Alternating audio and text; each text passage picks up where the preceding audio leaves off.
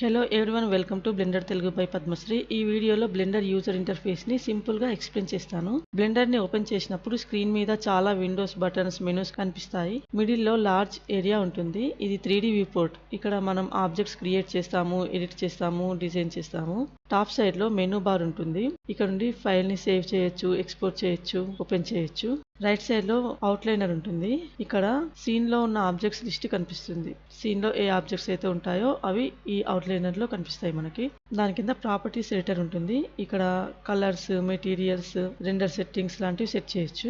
Bottom లో time line ఉంటుంది. Animation work చేసేటప్పుడు ఫ్రేమ్స్ ని కంట్రోల్ చేయడానికి యూజ్ అవుతుంది.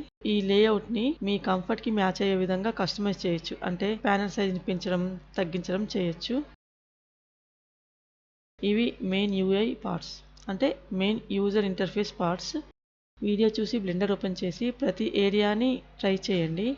ఇలా ప్రాక్టీస్ చేస్తుంటే ఈ పార్ట్స్ మీకు ఆటోమేటిక్గా తెలుస్తాయి.